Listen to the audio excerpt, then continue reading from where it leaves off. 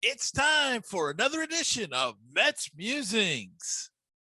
Hi, this is Ron Darling. This is Skip Lockwood. Hi, I'm Ron Swoboda of the 69 New York Mets, and you're listening to Mets Musings with Gary Mack.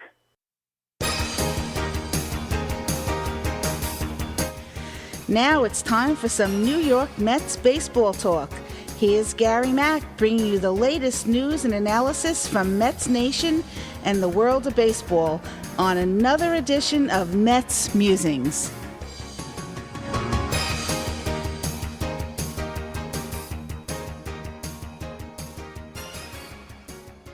Hello and welcome to another edition of Mets Musings. There's so many I lost count, but there's a ton of them. So welcome back, and it is our holiday edition.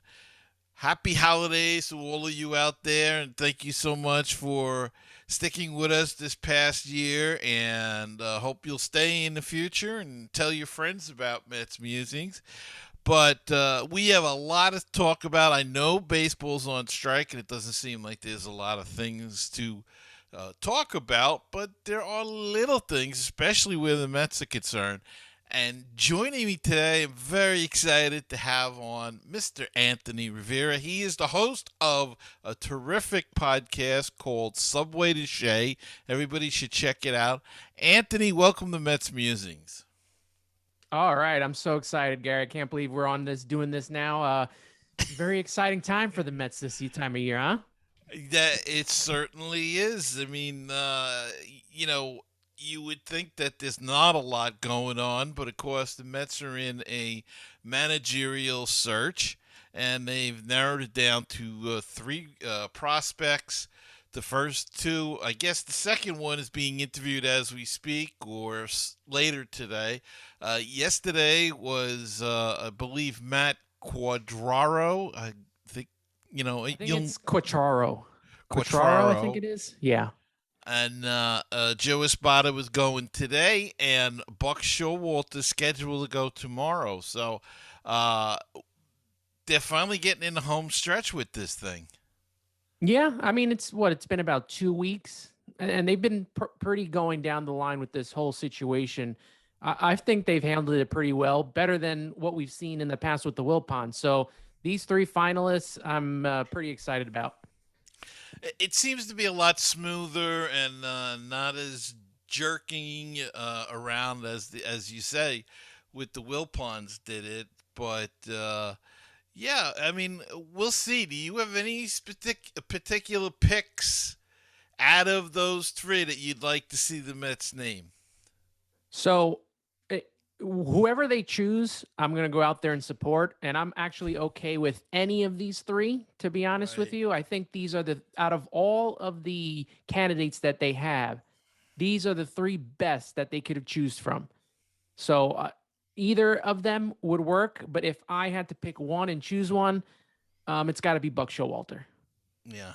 I think that's I think most people are, pulling for Buck Showalter and think he would be the best only because of his experience. And, he can handle New York. He worked here with Steinbrenner, so if he can handle that, he can handle anything. I think where people get concerned with him, and the Mets may be concerned about it, and that's the analytics. Now, I'm an old school guy, so I'm not big on analytics, so Showalter would be my pick. But a lot of people, they're deep into that analytics, and they think it could be a problem. Any thoughts on that? Yeah, there's a lot of people who think that he can't follow along with the analytics. And, I would think that if you were to hire him, that you would have to hire someone as his bench coach that's maybe more analytically, diverse, kind of like how Terry Collins had Bob Guerin, who was more into the analytics than, Terry was. Right. I don't feel that this should be the biggest issue, but it is a concern. Actually, every candidate, every finalist has a concern, right? Mm-hmm. I mean, Buck is, more of the older school.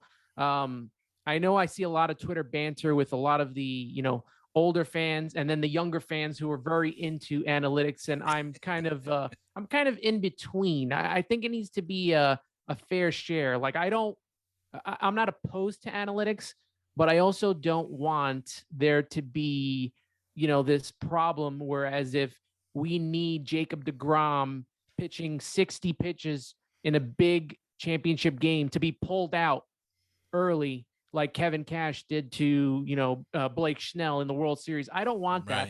Right. I'd rather have the manager make the decision that costs the team than, numbers and papers on a computer making that decision. Right. So you like a combination. You want some old Yeah. school, and you want a manager that wants to use his gut every now and then and go against the book. And I can remember Ralph kind of saying, a manager would make a movie and say, "Oh, he's going against the book." Well, that's what analytics is nowadays. I mean, they always had a version of it going back in time. It wasn't as data driven. They didn't have all the crazy numbers, uh, and I think, as you were saying, I think Showalter brings that mix. And that's a great idea to hire a bench coach that may be more familiar with it. But I think Showalter probably knows enough about it where he can sort through the BS and Yeah. give them what's relevant. I think part of the problem the Mets have had over the last few years is I think they've been too handicapped by the data. I think there's been too much data. And I'll say definitely this past year, I felt like there was a handicap with the data. I think they were doing too much because in the past they weren't doing enough. right. The Wilpons never had a big enough team of analytics. When everyone had like 30 or 40 people, they had 5 or 6 people. And now that they Right. have all these people, now it's overload.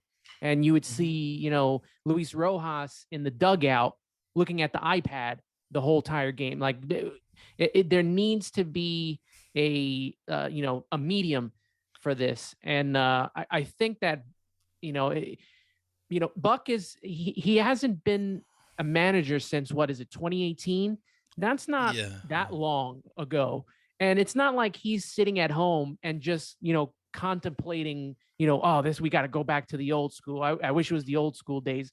He's very well diverse in his knowledge of the game. And I'm pretty sure that he would, do his best to learn as much as he can. Mm-hmm. And and he's been on MLB Network and stuff like that. So he's, he sees the data all the time. They see a lot of the data there for their stories and whatnot. And so I think he's gonna be on board with some of it, but I think there's gonna be a time where he's just gonna throw the iPad away and say, I'm gonna leave deGrom in that extra inning, or it's time to pull him out. I'm gonna bring in somebody else, and and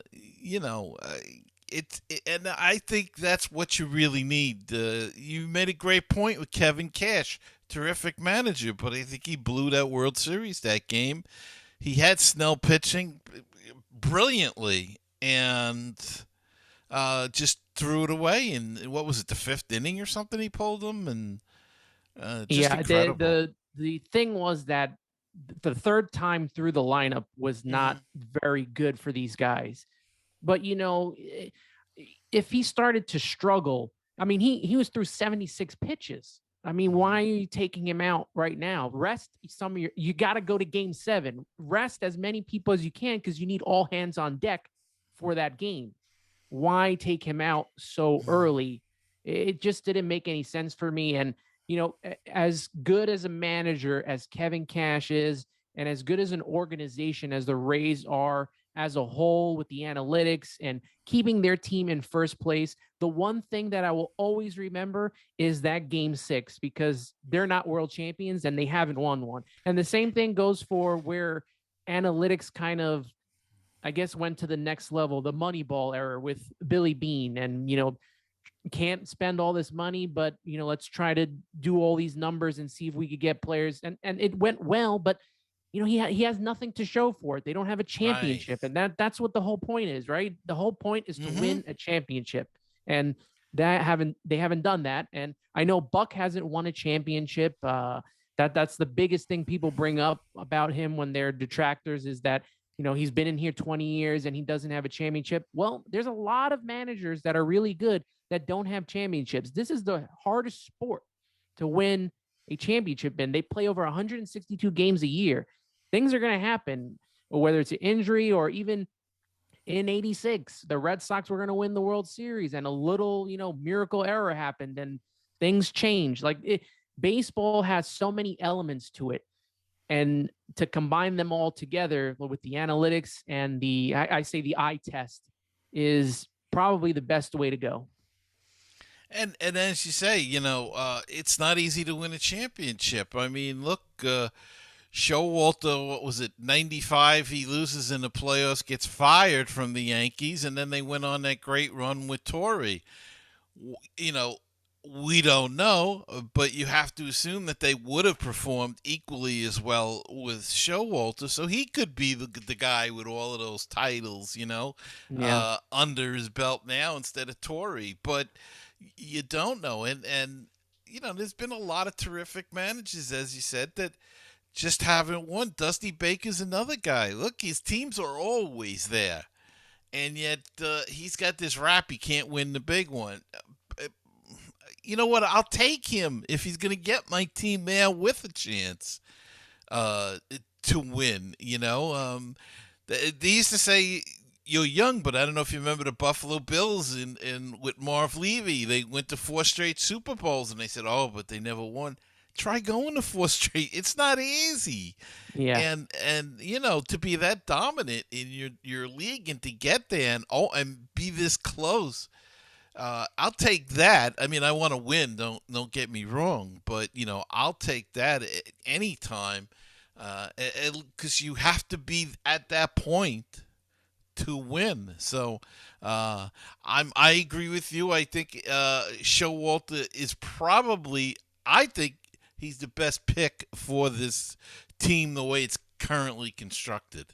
Yeah, and it's the more than just managing, right? He's got to control the clubhouse, which to me last year was not really the best. As much as they said that, Luis Rojas had the players' backs and they had his, when we get to the end of the season, we find out really, from Chili Davis's interview in the New York Post, we find out what really happened there.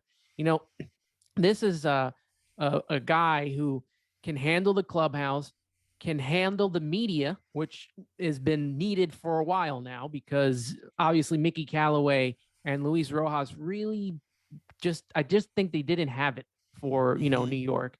And now you're going to ask, if you do go to them, you're asking Joe Espada, who, he had some time in New York, but just as a third base coach. And then you're going to ask Matt Quatraro to come in here from Tampa, very relaxed down there, not a lot of media, and now talk to the media on a consistent basis, deal with all the rumors and have to talk about Steve Cohen, who probably tweets something out there. That's a big part of this whole thing, right? Having Showalter be able to do that is a big part. And I've seen, there's been a lot, you mentioned it, how he came from the Yankees, right? They almost won the World Series in 94 if there wasn't a lockout. That team was really good. So, then he goes to 95, they get rid of him. He takes an Arizona Diamondbacks expansion team and, brings them to the playoffs within 1 or 2 years.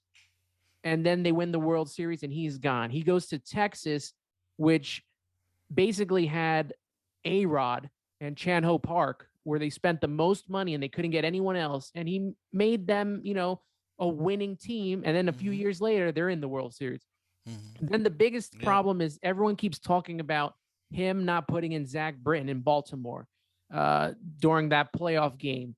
I mean, would Baltimore have been in the playoffs at all if it wasn't for Buck Showalter? They were going on, I think it was 13, 14 years, haven't gone to the playoffs. Like we're talking about Ripken days that they haven't went to the playoffs, and Buck took them there.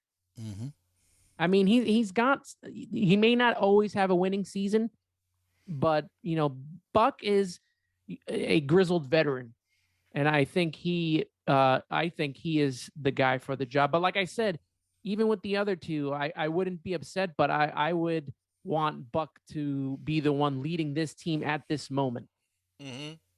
Yeah, I agree, and don't forget with Buck as well, the ownership that he had in Baltimore is notoriously um, Wilpon-ish, maybe.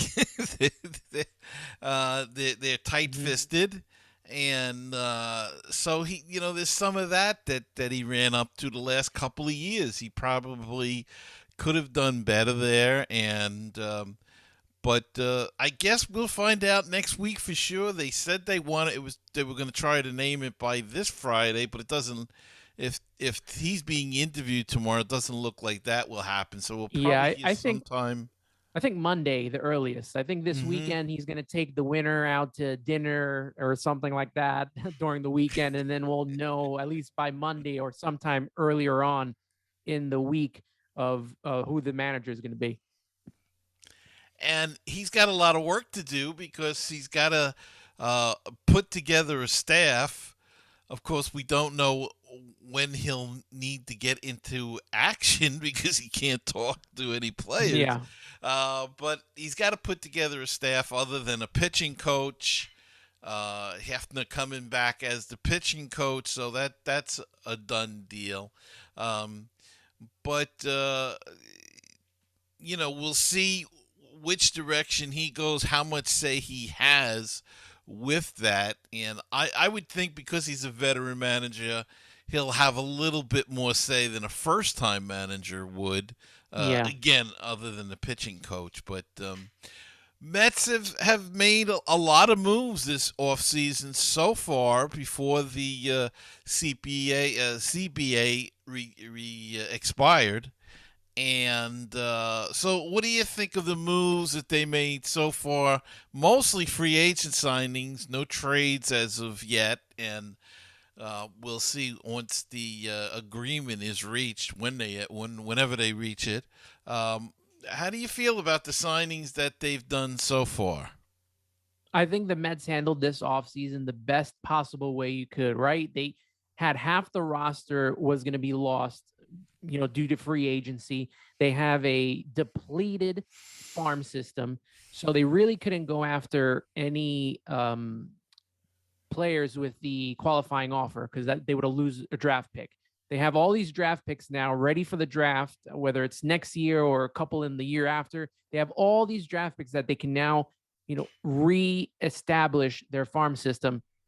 And then they go out and sign guys, very quality driven guys in Mark Canha and Eduardo Escobar and, the star of the outfield, Starling Marte, all guys with speed, all guys that get on base. And that's what the Mets need. I think the Mets needed some fresh faces in here from the, from the Michael Confortos of the world. It needed to change. It desperately needed to change.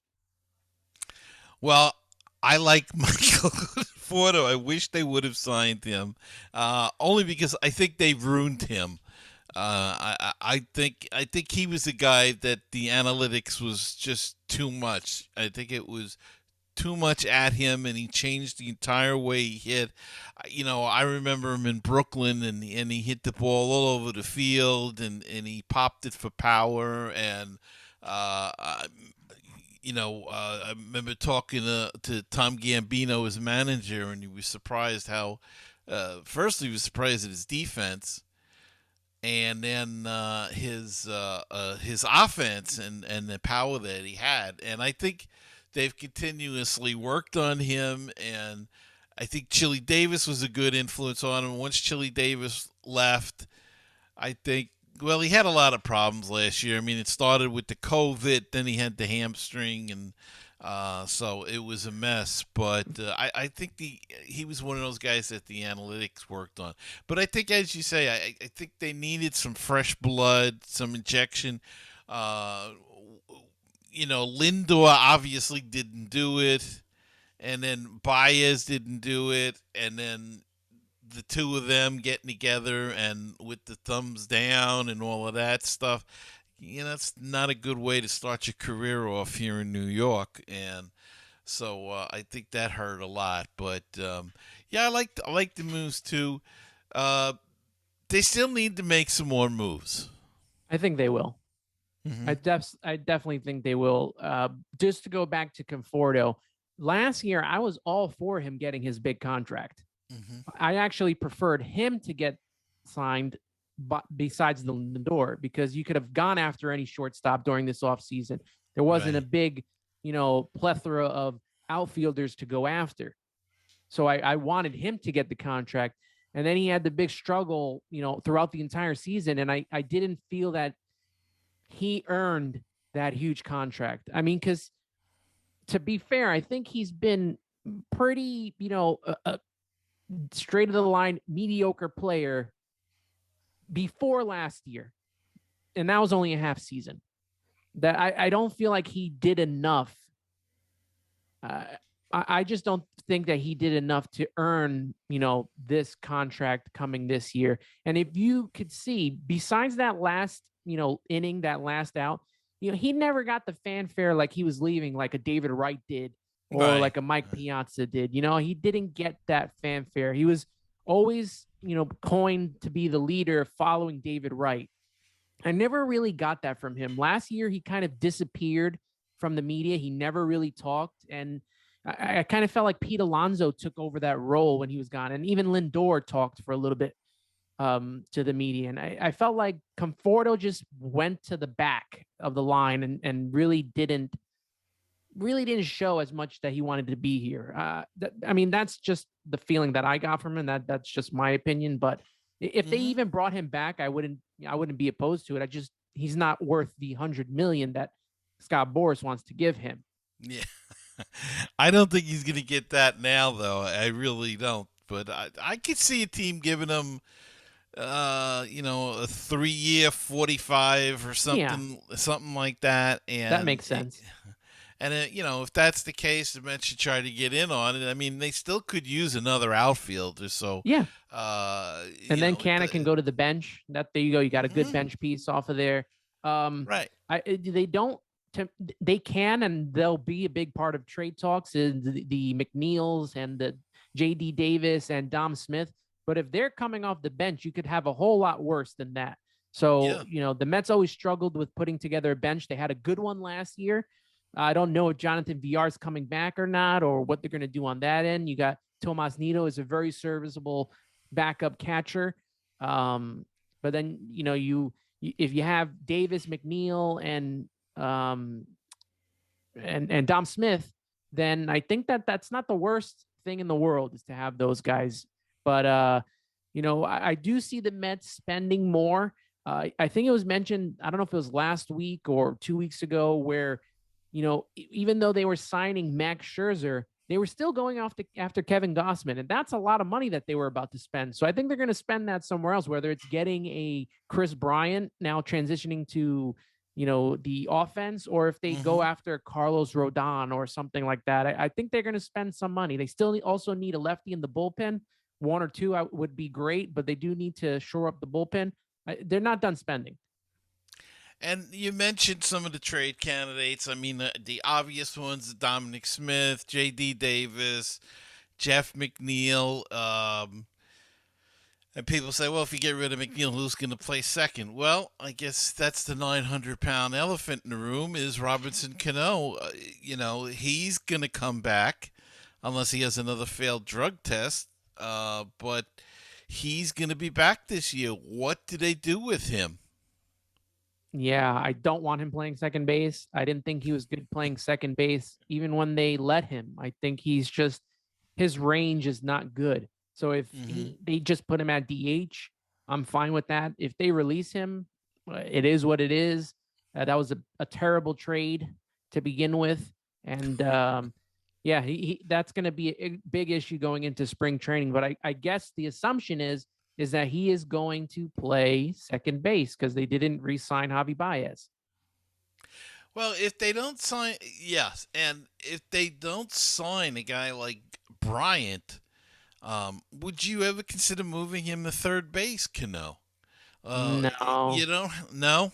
Yeah, No, I I don't mean, think he so. doesn't have to move. It's less range. Um, I'd rather have McNeil get his reps at at third third. base. Yeah, because him and I don't know if they're over their issues, but him and Lindor did not mesh well. Yeah, well, As the I've seen some good tandems together. Ordonez and Alfonso, and you could go on Reyes right. and whoever they put next to him, Valentine or whatever. They Castillo. had way better. They meshed well better, and I Mhm. just I don't know. I didn't like what I saw. I don't know if it was the shifting or what. They were doing too much shifting, but I never want to see teammates go at it like that with each other. It just was wrong. I hope they get over whatever issue it was. I hope they were already over it. I don't know if just because the media brought it up at the end of the season, we're back to talking about it again. But if it's not um, McNeil playing second, I would put him at third and give him his reps down there. Mhm. And then if we, as you say, if you get the DH and Cano's the DH, then that leaves second for, I guess, Guillorme, or will they give him a shot at second, or who do you think would be one of the obvious candidates? I don't know about Guillorme. Didn't even get a lot of playing time this season. I thought he was going to get way more playing time than he did, and he kind of went, to the wayside after he got injured. Right, right. But he VR, was hitting well. he was, and then he got hurt, and then they just weren't using him as much as they used to, especially when Javi Baez came in. It was just Mm-hmm. Baez and Lindor and Jonathan VR playing third. Mm-hmm. And no word on whether they signed him. His name hasn't even come up. You haven't heard anything about him. No, because Mac, Eduardo Escobar is kind of like the, I guess a same. better version of Mm-hmm. what Jonathan VR is. Right, right. Max Scherzer signs. Pitching staff is still a little short. You mentioned that they're looking at Gosman. Uh, what about the bullpen? I mean, they lost Aaron Loop, so that's a big loss for the bullpen. Um, Not so much a big loss, but still a loss in a way. He had his moments. Henry. Familia will be probably not coming back. So there's a couple of arms that they have to fill. I mean, Drew Smith will be coming back from injury, and um, Peterson will be coming back, hopefully, from his foot injury, and probably vie for the fifth starter. Uh, do they have some young arms that are ready to move up and get in the bullpen, at least start in the bullpen? I don't really know about where the minors kids are. I heard someone say on Twitter if they could, you know, move Thomas Zapucki as a lefty option out of the bullpen. Maybe that's a way to go. I'm not opposed to bringing back Brad Hand. If even better if it's on a minor league deal, just to have a Mm-hmm. lefty in the bullpen. I think you should always have two lefties in the bullpen because we saw once Aaron Loop, and thanks to analytics, only pitched 5 pitches sometimes and was taken out after one batter. We had no lefties coming out of the pen afterwards. So if they could have two out of the pen, that would be perfect. So if they even bring back Brad Hand, whether on a minor league deal or even a very small 1 year deal, I'm okay with that. Andrew Chafin's out there. He had a really good year last year. He could be a possibility. But Peterson and McGill, they need to start in the minor leagues in the rotation in AAA.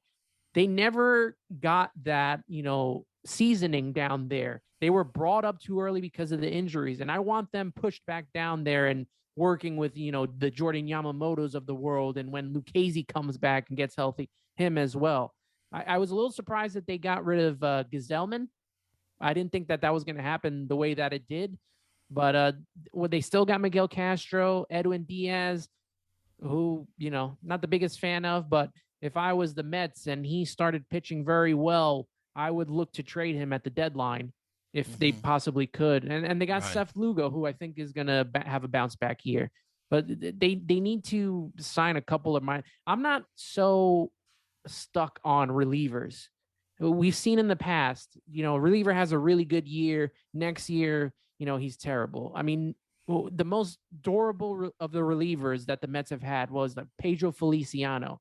Had such a good career as the Mets, and then they overused him. The Yankees got him, and then he got hurt. How many relievers really last that long and pitch very well? I mean, John Franco had his long career, but these guys are constantly changing. They're like, I feel like you insert one in, you take one out, you keep switching them around. Done are the days where I hope they spend so much money on relievers, like this guy Sandy Alderson bringing in a DJ Carrasco or one of the like. We gotta every year should be they changing it up. Yeah, I agree. I even think the kind of the idea of the closer is even passing in the dust, as you say. People, they use different people to close, and you get to the playoffs, they're using starting pitches to close. So, why pay all that money just to one guy to close, and then if you do make to the playoffs, you're using your starters anyway.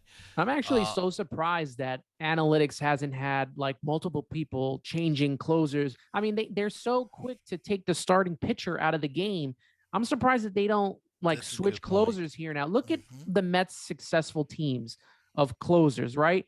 Franco and Benitez together. One would get a save chance, and then they would switch it up. And then you also had McDowell and Jesse Orosco. It was always changing. And I wouldn't be upset if they did. So I thought that we would get Aaron Loop as a closer at some points, but like they always went to Edwin Diaz, and they never put him in a good situation. And the analytics tell you, like if he's terrible in a certain spot, why is he in there pitching? Yeah, it's funny because and yet they say, well, he's the closer, but you're kind of contradicting yourself, like you just said. You're ignoring the analytics, but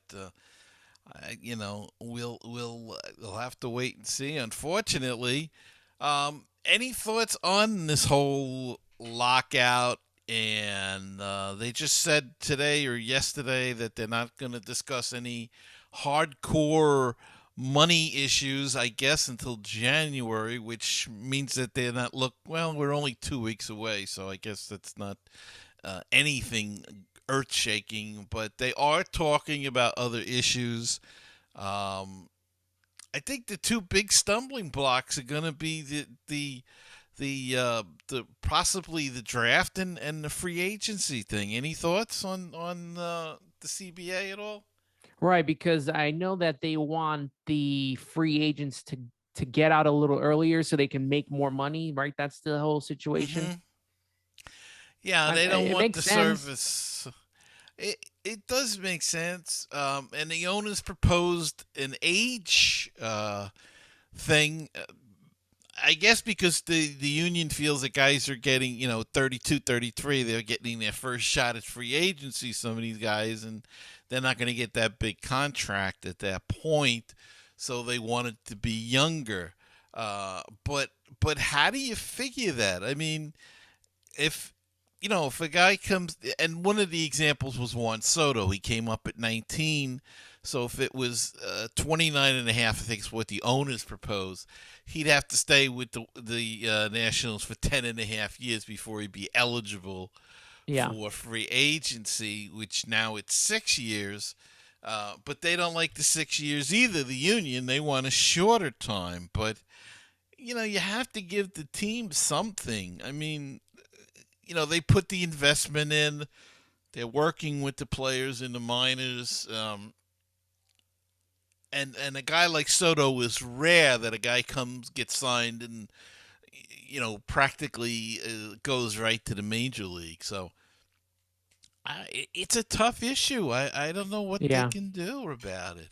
I think that, and I don't know if Juan Soto signed any deal with the Nationals, but I think it's up to the Nationals, right, to offer him a big deal like Fernando Tatis got offered in San Diego. Isn't it like Tatis got what? 10, 11 years after playing 1 or 2 years. I mean, where's that offer from the Nationals and ownership who has so much money? They should be taking care of their players that they want. I don't know too much about seeing. I mean, we don't know too much about seeing this because the Mets never did that to any of their players, right? They Mhm. always waited Yeah. until last minute or never signed them at all. Like, shouldn't Pete Alonso have a big contract right now, or even Jacob DeGrom? Shouldn't they be long-term Mets forever? Like, look at I don't know if Tatis Jr. is going to stay forever in San Diego and continue to play there, but he got offered such a huge deal to stay there for so long. Like, we don't see that here in New York ever. Well, now we did with Lindor. That's the first one. Yes, Lindor is the first one. I don't know if it's the right one, but it was definitely the first one. Yeah, I agree. I'm just glad they didn't do the same thing with Baez. Another, Yeah, that would have been another. But like, and you got to think forward too, right? If you're offering Lindor this huge contract and you're offering Baez this huge contract and all these long years, there at a certain point there comes a time where you need to re-sign Pete Alonso. You're going to need to re-sign Jacob DeGrom. So what they did this offseason with signing short-term deals, I thought was the perfect thing to do. I wish they did that more. If you're going to offer more money for short years, I'm all for it. Mm-hmm. As they say, it's only money. I mean, Yes. you're not giving up your future. One of their future guys that has come up a lot, though, in trade talks, could be Ronnie Maurizio, only because shortstop is blocked with Lindor for the next 10 years. He's a shortstop. He's a big kid. He probably could move to third, but then again, third base may be blocked because two of their other top prospects are third basemen, Mark Vientos and Brett Batty. Now, this season, they played them in left field to give them some versatility, I guess. Both Vientos and Batty, when I think when Vientos played most of it, he started the year in Double A, had a very good year, went up to Triple A. I think in Double A they had them both play left field for a while, off and on when Batty got up there as well. But Maurizio could be a piece that they could trade. I see a lot of people don't want to trade Maurizio for whatever reason it is that they like him, but where is he going to play? That's the big question that you brought up. Where do you put him? Right now, he's still playing shortstop. Are they going to move him at some point to second base? Or, I know Vientos is probably not going to play third base long term for the Mets. I don't think they like really having him play at third. I think he's more of a, maybe they'll move him out to the outfield or he'll play DH or something. But I think third base will belong to Brett Baty whenever he gets ready to come up. And he's been killing it down in the minors in the Arizona Fall League. He's been playing so well. So who knows? Maybe they do trade one or two of these guys. But with the Mets making those short-term deals, there's a lot of room for these guys to get more seasoning. And by the time it's time for them to come up, they'll be ready to go. Because Cano's also, his contract's out in 2 years. So maybe he'll play second base. We don't know. So he's got this year and next year. Is that it with Cano? Yeah. Oh, boy. If they keep him. That's a lot of money to cough up, though, just to release the guy, though. Yeah, that's the problem. Everyone wants to release him, but you're still paying him the money. Yeah. That's the problem. Unless he's awful. Or he gets caught again. Then he's done with for his career. I was just going to get unless he spikes his lemonade or something. Yeah. So it is a lot of money, but in 2 years, he'll be gone. The Eduardo Escobar contract will be done. So will Canna's contract be done. And, we're looking at a whole bunch of new players to have to bring on board. Well, but as you say, these guys like Viento may be ready by then to come up. Beatty may be as well. He's going to be start the year Double A, so he could, if he continues to hit the way he's hit so far, he could be ready in 2 years. So it could be an interesting, it could be finally the kind of progression we've been looking at for years that never seemed to happen. It happened a little bit in the pitching staff, but the They got knocked back in the 90s with the K generation. That never Yeah. panned out. And at least these guys sort of panned out. I mean, they did get to a World Series with Syndergaard and DeGrom and Nice and all those other, not Nice. Who am I thinking of? Matt? Yes, Mats. Thank you. See what happens when you get old? You- but we can only hope. We can only hope that they negotiate and they get this darn contract so we can have more substantial talks about baseball. Well, the good thing is that it's happening during the off season, right? 94, it happened during the middle of the season. They have to cancel the rest of the season. At least now they have a few months to do this, but I don't sense urgency, right? There's no urgency from the union or urgency from Manfred and, MLB. I'd be working on this until Christmas Eve. Like, why are you not talking? I think it was the day before they went into the lockout, they met for 45 minutes and then they canceled and said, we're not doing anything else. Yeah.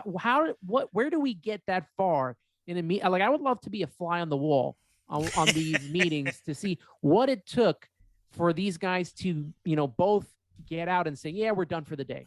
Like, if you really want this stuff to happen, first off, you got to meet in the middle and get some issue. Like, MLB is going to get some things that they want, and then the players are going to get some things they want. Not everyone's going to get what they want here. So they should have been sitting there drafting and working together this whole time. This is just like when we had them come back during the pandemic, how long it took them to devise a plan on how this was going to go and how many playoff teams we're going to have.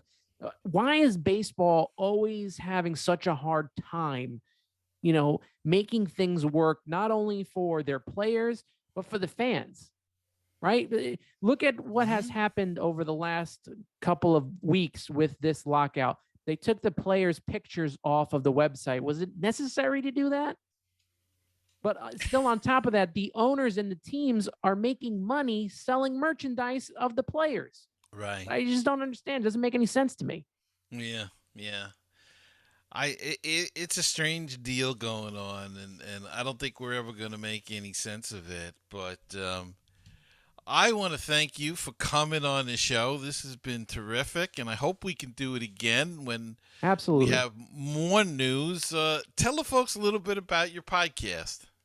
Oh, well, I host, I don't know if people are going to see this, right? So Subway To Shea, there's the little mantle right there, the Subway To Shea Podcast. I've been doing it since last November I started, and it's been getting quite the following. I'm on Twitter at Subway To Shea, Instagram at Subway To Shea.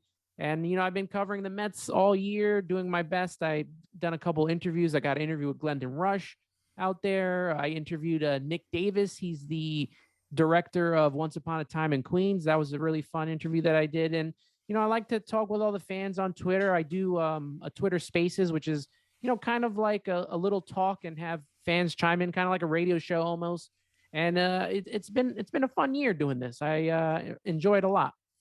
Well, you do a terrific job, and thank you. And I am so glad that you could join me this evening. And I want to wish you and your family very happy holidays. And as I said, I hope we can do it again. I mean, yeah, I'd definitely love to have you on our round table one night. That would absolutely, and the same to you and your family. Happy holidays as well. I think we did meet once on the Metsian podcast. Yes. Yeah. So that was a lot of fun. Yeah, and we all connect with each other. And I've had Sam Maxwell on from the Metsian podcast, and it's nice to connect with other Met fan creators that are out there. I mean, we all have the same passion for this team, right? And we just hope to see them, as much passion as we have. We hope that the team has the passion on the field to win us a championship. Because I've never seen one. Right? I was born. You'll get this, November 14th. 1986, a few weeks following their last championship. So I have yet to see one. I would love to see one soon. Well, I hate to admit it, but I've seen both of them. So That's how old I am. But I go back to '62. I've seen the worst and the best. So that's why people sometimes say to me, how can you not get too aggravated? And I said because I saw the '62 Mets play. Once you saw them play, nothing can be as aggravating. Though, funny enough, they were not aggravating to watch. They were hapless. They were almost funny at times, but very entertaining. So Yeah, it I really, think I'm in the same point as you are, where like I'm above the aggravation right now. I know a lot of fans were upset this whole offseason with the general manager and the president of baseball operations, who they're going to get in here, who's going to be the manager. And I'm just, I've seen some of the worst of the Wilpon era, and like this is something fresh and new, and I'm just okay with following the journey, and so far we're off to a good start. I cannot be, upset about any of these candidates that become manager. I right, will say this, that, for whoever, all the Met fans that, watch your show, is don't be too, don't be too upset if it's not Buck Showalter. Like, and right. don't be surprised. The media has been pushing Buck Showalter this whole last couple of weeks, and it felt like too much pushing for me, to the point Mhm. where, yeah, they're going to go in a different direction. Yeah, But if it's Buck, great. But if it's not, I do feel like Espada has the best chance of succeeding here. And because of that, they're going to go with Mack. So, it could go either way. But I'm excited for any of them. I got to ask you, which World Series or which run for you of the Mets is your favorite? well, I think I'm gonna uh, go with 1969 because it was so unexpected. It really came out of nowhere. And don't forget, this was a team that was what, 8.5, 9 games out of first place in July or something like that, and the comeback just and to grind it because it was a grind. It wasn't really this great ascension. It didn't feel like it, at least. It was, they ground it out every day, and but that, to me, and I guess because it was the first, and I was what, 15 or 16 at the time, so it had some meaning. I wasn't like 6 or 7 where I knew about it. I mean, I was a little older, so I knew what was going on, and that's really, I think, '69, that was special. '86 was special in that I actually I was at Game 7 when they won, so for that was special. But And they kind of ran 69, roughshod, right? They ran roughshod they the just, entire yeah, season they over. They like destroyed dominated. Yeah, everybody. yeah. I feel like this iteration of the Mets, like if they ever get the opportunity to win the championship, will fall closer to a 69 than an 8. I can't see the Mets like dominating. Like the last time the Mhm. Mets dominated was 2006, and then they got injured and fell apart in the playoffs. Yeah, So yeah, they yeah. dominated that whole season. I don't see the Mets, even with Scherzer. I don't know. Like there's too many injuries involved. There's too many new things that have been added to baseball and different elements, that if I would be more surprised if they were to win than a full domination from them in the future. Yeah, I would tend to agree. It's a different game now, and though that team did dominate towards the end of the regular season and into the postseason, the '69 team really did dominate. I mean, they dominated some really good teams. They played Atlanta in the first round of the play. There was only 2 rounds Yeah. then, and they dominated a team that had the like 4 Hall of Famers on it: Eddie Matthews and Hank Aaron and those guys. And then of course, the Baltimore team was a powerhouse, and they lost the first game and dominated in the rest. dominant probably isn't a good word. Doesn't describe it exactly, but they did find a way to beat them. And the pitching was what really got them through. I mean, Kuzman and Seaver and Ryan came in and pitched brilliantly in relief, and Gentry. They had just such a great pitching staff. It was just amazing. But yeah, to get back to your question, 69 would be my probably. And I've been lucky enough to interview some of the guys from that team, and there's just a total different feeling that those guys have for each other that I think some of the 86 guys were a wild bunch, where there was some of the Yankees, the Bronx Zoo Yankees on that 86 team, whereas the 69 Mets were very, very close. And in fact, if you read the book, Art Shamsky's book with about the going to see Tom Seaver, and you can get in. I can't think of the name of it. What's going on here? It's a remarkable book, and it brought back a lot of memories for me, and it just gives you a feeling of how close to this day these guys are, and so to me, 69 was really special. Yeah, well, hopefully we get to see something like that soon. Hopefully. I feel like they don't have a short window, but they do have this 3-year window with Scherzer. So within the next 3 years, I would like them to get this done, because who knows? I do assume that Jacob deGrom will return. I don't think that Steve Cohen is going to let him leave. He's always talked about what Tom Seaver meant to him. And we are kind of in the same spot, right?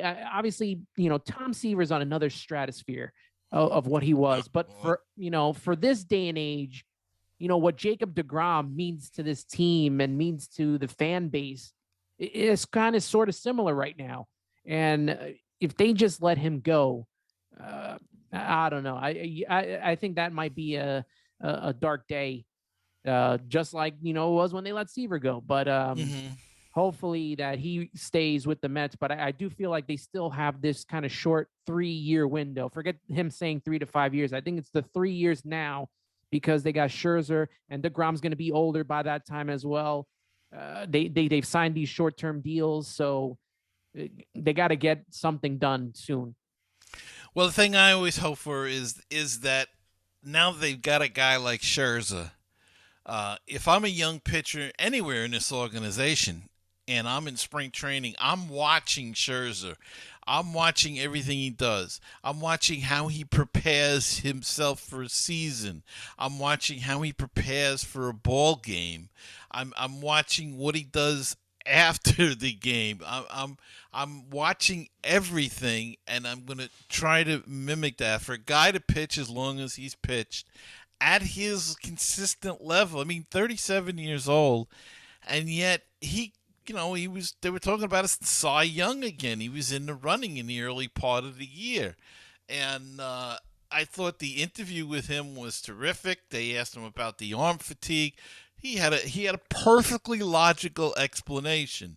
Yep. Now, some people say was full of crap, but if you think about it, no, it's not. This is what the Atlanta Braves pitchers did for years. They threw, and Glavine,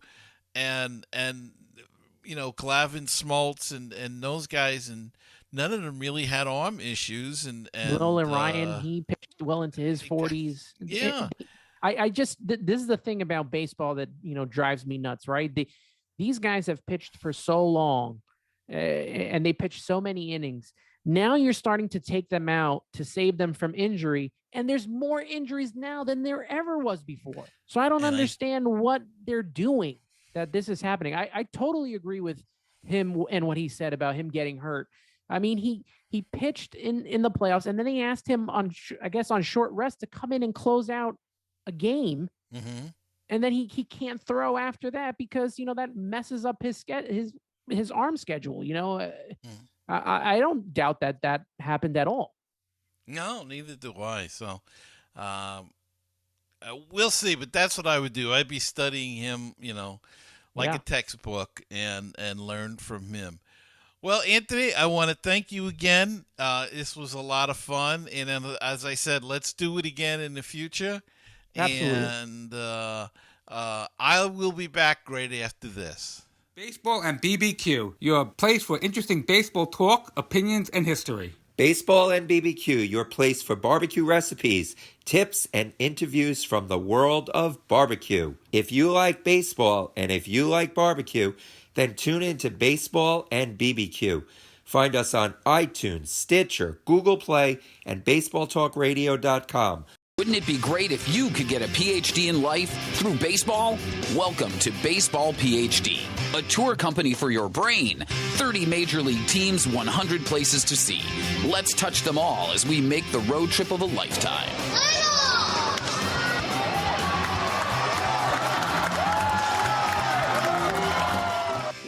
Follow me on Facebook at facebook.com/MetsMusings, on Twitter at MetsMusingsGM, the Instagram is MetsMusings, and on YouTube at MetsMusings Mack. Wish to be a part of the show? Give us a call at 516-619-6341. And we're back. And that's going to wrap it up for this week's show. I hope you enjoyed the interview with Anthony Rivera. He does a great podcast, Subway To Shea. Go check it out on Apple Podcasts, Google Play, the usual suspects. So go check out Subway To Shea Podcast.